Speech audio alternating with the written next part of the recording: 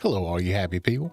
How are we doing today? I am doing great because I want to announce something for the channel, and this will be a tutorial too, but I want to let you know that I have partnered with one of the best audio companies out there in terms of audio production, and that is Waves Audio. If you are not familiar with Waves Audio, first of all, I'll provide a link down in the description. You can go check them out now, but they are basically pretty much the industry standard when it comes to plugins. If you have listened to any kind of music or any kind of live broadcast, more than likely you have listened to processing through Waves Audio plugins. They are the best when it comes to doing content, doing broadcasting, making music.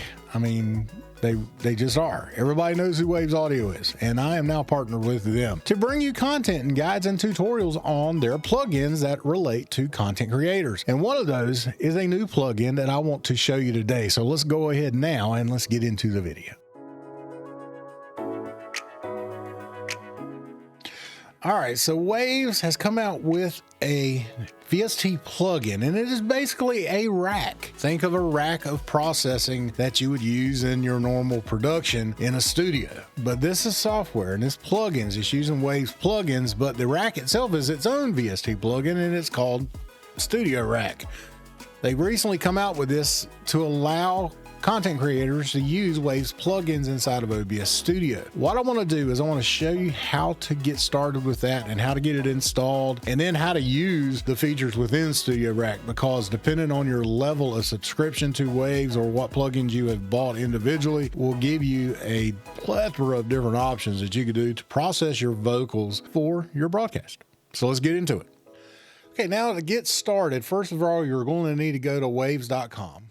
Again, I'll provide a link down below where you can download Waves Central. You're going to need to make an account, and then you're going to need to download Waves Central. Waves kind of works that way, where they use a content manager to manage all of their plugins, all your activation access, all that stuff. And that's how you'll get your VST plugins, based on what you purchase or download for free through your account. So you'll download Wave Central, get that installed, and then log into Wave Central, and then it'll sync up with the website to get all of your different activations and all that for the things that you have bought. There are different, all kinds of different ways that you can get plugins. You could buy things individually per your need.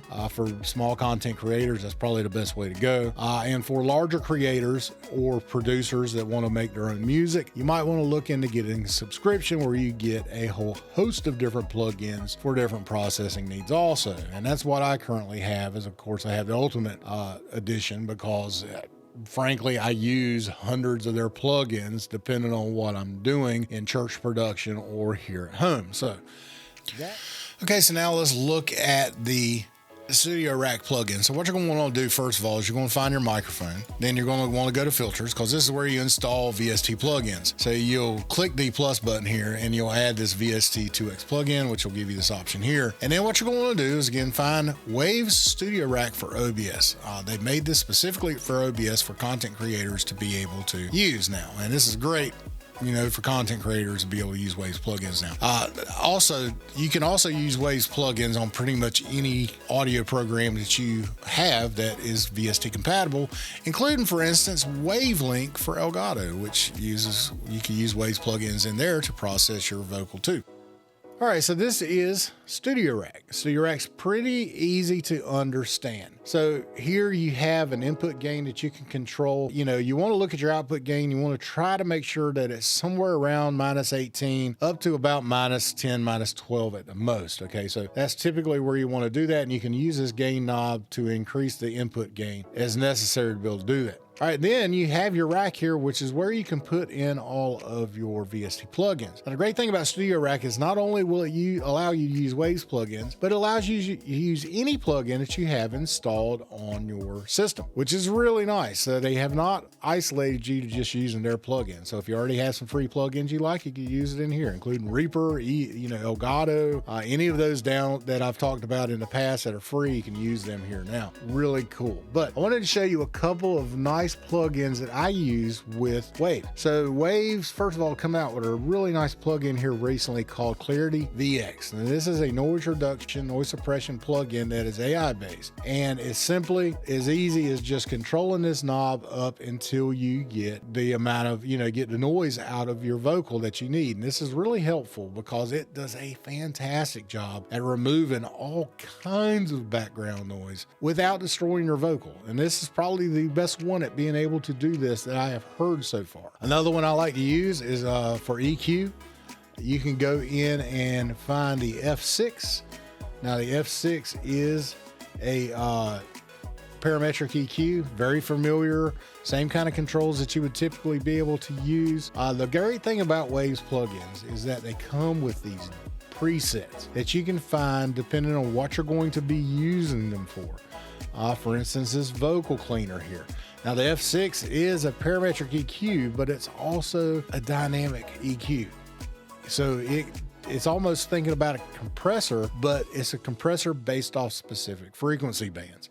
So this is a really nice EQ that adjusts your vocal based on what it's detecting in your microphone at the time. And if it doesn't need to get rid of it, it won't. But if it does, and it detects an over amount of vocal in a certain frequency band, which you can see in band 2, for instance, and also in band 3 or up in around band 6, you see that every now and then it's giving me a little bit of a cut to make my vocal cleaner. So that's what F6 does. F6 is really good. And again, one of those go-to plugins that I use for vocals all the time. And then another one that is kind of my go-to for vocals is a compressor. And this is the CLA 2A. And pretty much anybody that is producing and working on a mix will use the CLA 2A or some version of it inside of their channel mix. And this is a really good plugin, very simple. You have a gain knob to the left. You can control what mode you want it to do, whether it's in compressor mode, which is one sort ratio, or limiter, which is a higher ratio. And then you have peak reduction here, which is going to give you the amount of compression you want. And then you have your VU display. And your VU display is what you want to use to monitor your input and your output and the amount of gain reduction. So for instance, my input is somewhere around about -10, and my output is really hot. Okay, so if I want to control that, I can do some gain reduction down to about -6 there, and you can see that happening there. Pretty good compression. You can look at your output and see where it's at as compared to the input at that point, and then you can adjust this gain as necessary to try to get them to match each other. That way you're not adding any extra gain that you don't need to, just a little bit of the makeup gain that's needed to make up for the amount of compression. So you can look at your output, you can look at your input, and you can both see that they're matching. And that's kind of what you want to do. But this is a go-to compressor for me because it's a compressor that is really nice because it makes it sound more analog. It does add a little bit of a color. You can even just add the compressor to your vocal and not even do anything, and you will be able to tell a little bit of a difference because it does add color to your vocal. But it is one of those that a lot of people that process vocals, especially a lot of broadcast mixers, will use a CLA 2A to bring the vocal forward in the mix. I like that a lot. So that is kind of my go-to 3 here. So listen, if you want to really make your vocal go to the next level, I think this is a great option. Now, I talked about StudioVerse before. Now, StudioVerse is another method of being able to add plugins to your vocal mix for your live stream. This one's a little different, and it requires you to have, the plugins that these producers use, but these are industry producers, professionals that have gone and taken a bunch of plugins and have added a built-in chain for you to use that they've already set up. And you go in and you can add them to your mix. And by simply clicking on this little search by audio, you can go in, you can add them, and you could filter for, say, male vocal or noise like I've done here, and it will bring in all of these different applicable plugin stacks built by these various producers, which is really nice. So here, this is a mastering plugin. You've got a lav mic cleanup. You've got a podcast microphone. I'll tell you what, let's hit that one. So we'll download it, and you can see what it does here is it adds the controls inside of here, but these are based off of plugins that Waves designs. and you can adjust these as necessary. And they're supposed to make it simplified for users that are not, you know, proficient in using plugins. And so that's what this is all about. Studioverse is really nice. That's something that you get into with a subscription-based kind of thing like I have, but it is something available within StudioRack that is really nice. And a lot of people are starting to use these for their mixes. I've even started using these for a couple of different vocal mixes too, especially some that are a little more problematic than others. That is StudioRack. StudioRack's really nice. It's a free download. It doesn't cost you a thing to use StudioRack. And again, if you have other plugins from other companies, you can use those within StudioRack.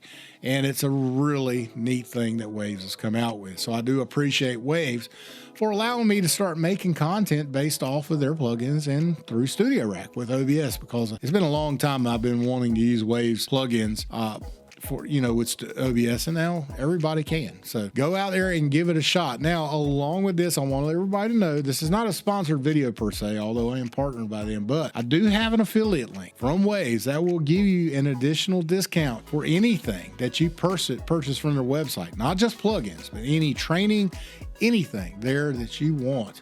You can use my affiliate link to get an extra percentage off of that. So thank you again, Waves, for hooking me up and give an extra discount to Frugal streamers everywhere. So thank you again for that. Everybody, listen, if you got any questions about Waves or anything that they do, any of their plugins, I can probably answer probably 75% of them. There is a lot of the plugins that I don't use because there's just so many of them for various situations. But the ones related to broadcast and that you see out there, more than likely I'm using. So if you got any questions on those, feel free to drop a comment down below. Let me know what you think about StudioRack, and let me know how you use it. I would love to hear how you apply it to your broadcast. Thank you very much, everybody. Have a great day, and we'll see you later.